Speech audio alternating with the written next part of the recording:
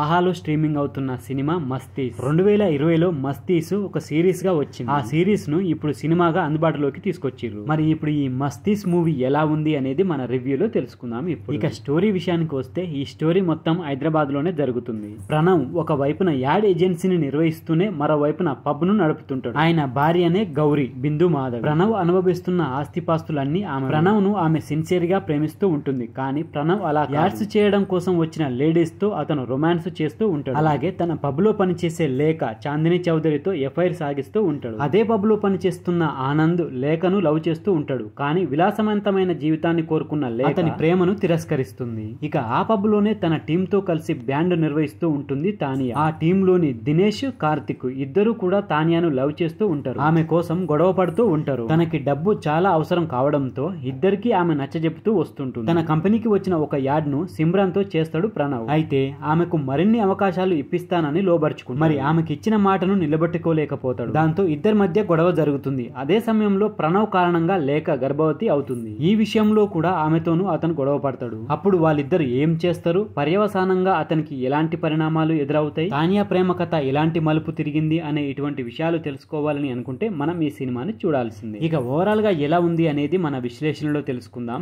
దానికంటే ముందు ఫ్రెండ్స్, మన ఛానల్లో ఓటీటీలో రిలీజ్ అయ్యే మంచి మంచి కంటెంట్ ఉన్న సినిమాలకు సంబంధించిన రివ్యూస్ వీడియోస్ రెగ్యులర్ గా వస్తూనే ఉంటాయి. మరి వాటి గురించి గనక తెలుసుకోవాలని అనుకుంటే మన ఛానల్ ని తప్పకుండా సబ్స్క్రైబ్ చేసుకోండి. అలాగే ఈ వీడియో నచ్చితే మాత్రం తప్పకుండా లైక్ కొట్టి చూడండి. ఇక వీడియోలోకి వెళ్ళినట్లయితే, ప్రేమలో అయినా పెళ్లిలో అయినా ఒకరిపై ఒకరికి గల నమ్మకమే ప్రధానం. అది లేని జీవితాలు గందరగోళంలో పడతాయని నిరూపించే కథే ఇది. అవసరం, ఆపద, వ్యామోహం ఈ మూడింటిలో ఏది తీరాలన్నా డబ్బే కావాలి. ఆ డబ్బు కోసమే దారి తప్పే వాళ్ళు కొంతమంది. తమ దగ్గరున్న డబ్బును చూపిస్తూ దారిలోకి తెచ్చుకునేవారు మరికొందరు. ఈ రెండు రకాల వ్యక్తుల చుట్టూ తిరిగే ఈ కథను క్రిష్ రాసుకున్న తీరైతే బాగుంది. ఈ సినిమా 80% ఒక పబ్ చుట్టూ తిరుగుతుంది. ప్రధానమైన పాత్రలను పబ్బుతో ముడిపెట్టి నడిపించిన తీరు బాగుంది. ఆయా పాత్రల స్వరూప శోభోవాలను ఆవిష్కరించడంలో దర్శకుడు చాలా వరకు సక్సెస్ అయిందనే చెప్పొచ్చు. ఈ కథ పబ్ లోనే జరుగుతున్నప్పటికీ మనకి బోర్ అయితే అనిపించదు. అక్కడక్కడే కథ మలుపులు తీసుకుంటూ ఆసక్తిని పెంచుతూ ఉంటుంది. మోడ్రన్ లైఫ్ స్టైల్ అంటూ నైతిక విలువలు వదిలేస్తే జీవితాలను కూడా కోల్పోవలసి వస్తుందనే సందేశం మనకి ఈ సినిమాలో కనిపిస్తుంది. థ్రిల్లర్ కథలను ఒక ఇంటికే పరిమితం చేసి నడిపించడం వేరు,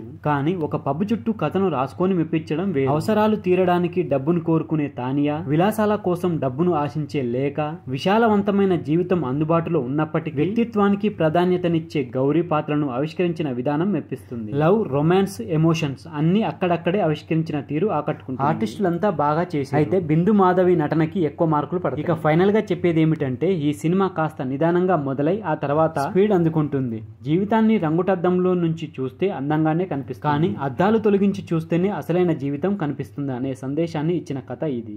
బడ్జెట్ పరంగా ఇది చిన్న సినిమా అయినప్పటికీ ఆలోచింపజేసే కంటెంట్ ఈ సినిమాలో ఉంది. సో ఫ్రెండ్స్, ఇది మస్తీస్ మూవీకి సంబంధించిన రివ్యూ వీడియో.